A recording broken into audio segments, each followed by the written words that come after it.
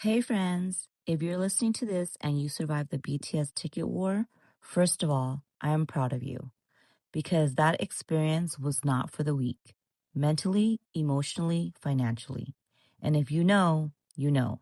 Today's episode isn't about strategies or tips. I'm not here to tell you how to beat the system next time. This episode is really just a post ticket war check in because once the queues close, the adrenaline fades and the group chats quiet down. That's when all the feelings start to settle in. And I think a lot of us are still processing that. Let's talk about that exact moment when ticketing finally ends. You either got tickets and you just sat there staring at your screen, or you didn't get tickets and still sat there staring at your screen. Or you got tickets, but maybe not exactly the seats you wanted. No matter which one you were, your body didn't really know what to do next. Hands shaking, heart racing, your group chats blowing up with messages, and then suddenly, silence. Like, wait, that's it? After hours of stress, refreshing, waiting in queues, watching numbers move slowly, it just ends, and you are left sitting there trying to process what just happened. People assume that if you got tickets, everything is perfect and the story ends there. But honestly, even getting tickets comes with mixed emotions. There's that moment when you look at the seats and think, okay, are these good? Then you see the price and think, wow, did I just do that? Then later you start second guessing everything. Should I have waited? Should I have picked a different section? Should I have tried another date? And on top of that, there's sometimes a little guilt because you are excited, but you also know other armies didn't get tickets. So the excitement becomes quieter. You celebrate, but gently. Happy, but trying to be mindful. Now, if you didn't get tickets, I want to say something very clearly. That does not make you any less Army. It doesn't mean you didn't try hard enough. It doesn't mean you weren't fast enough. The system is stressful by design. When you're in that moment, it feels personal, but it really isn't. And it's completely okay to feel disappointed.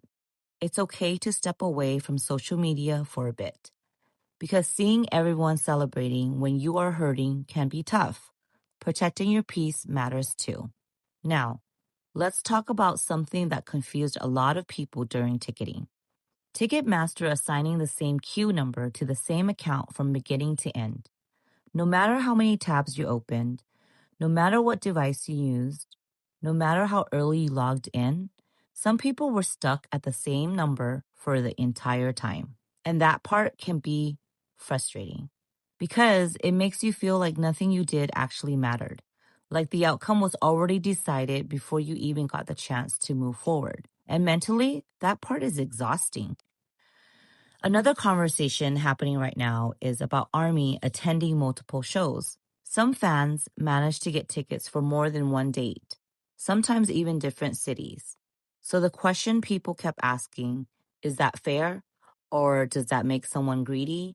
Personally, I think context matters. If BTS is one of the groups you save money for, the one experience you've been planning for, and you budgeted for it, wanting to see them more than once doesn't make you greedy, especially if you're not reselling tickets for profit and you're helping other fans when you can. The real issue isn't fans attending multiple shows. The real issue is scalpers, bots, and inflated resale prices. Speaking of multiple shows, I'll share mine. Right now, I'll be attending 10 shows across Stanford, Las Vegas, and Los Angeles. And honestly, it still doesn't feel real saying that out loud. The one that makes me the most nervous and excited is day one in Las Vegas because I managed to get barricade. And I'm still in disbelief about that one. Every time I think about it, I'm like, wait, is this actually happening? So, if you are going to any of those shows, I really hope we get to see each other. Maybe we can meet up, say hi, and snap a group photo. And of course, SDBA will have freebies to pass out, so come find us. Another thing that can really make or break ticket day is your ticket group. Communication is everything. You need people who share a similar budget, similar seating expectations, and a clear plan before ticketing even starts. Ticket day is not the time to suddenly debate sections or change plans. Have a plan, stick to the plan. When everyone in the group understands the plan, the process becomes a lot less stressful. Also, shout out to group chats, because group chats become everything during ticket day. Live updates, encouragements, celebrations, or quiet support when things don't go your way. Refreshing together, waiting together, and reacting together. That's a big part of the Army experience. And then, after the ticket war ends, we enter the next phase, the content flood.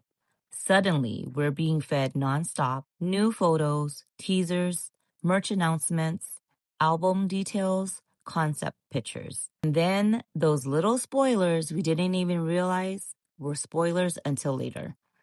It's exciting, but it can also feel overwhelming, especially when you're trying to keep up while still adulting.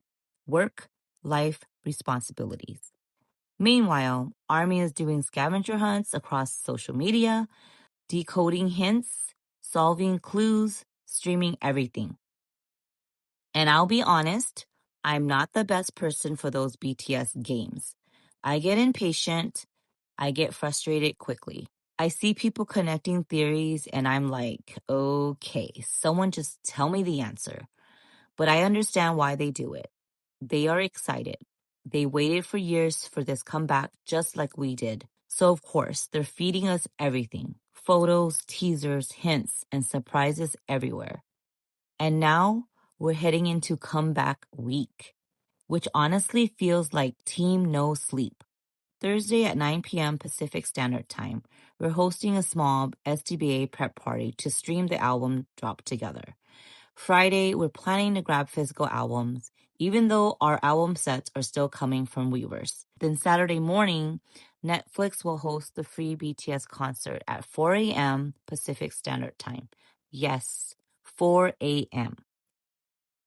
And later that same day, at 1 p.m. Pacific Standard Time, we're hosting our SGBA 2-year anniversary album unboxing release party.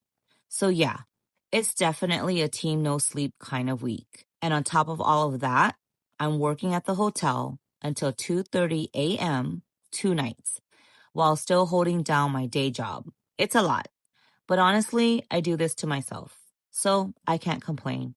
I'm just grateful that I'm still able to make these things happen. Once everything settles down, a little perspective comes back. Because whether you're going to one show, multiple shows, or none at all, BTS performing together again is something the fandom waited years for. We made it through enlistment. We made it through the long break. And now they are back. And before I close this episode, I want to remind everyone of something. Do what is best for you. Don't allow people online or in person to make you feel a certain way about your decisions. And don't let FOMO control you. Sometimes it's okay to experience JOMO, the joy of missing out. Protect your peace. Protect your finances. Everything will work out. It will all be fine. Jai yin yin. Take a breath. Drink some water. Stretch your shoulders. The ticket war may be over, but the memories are just beginning. Until the next episode, let's talk.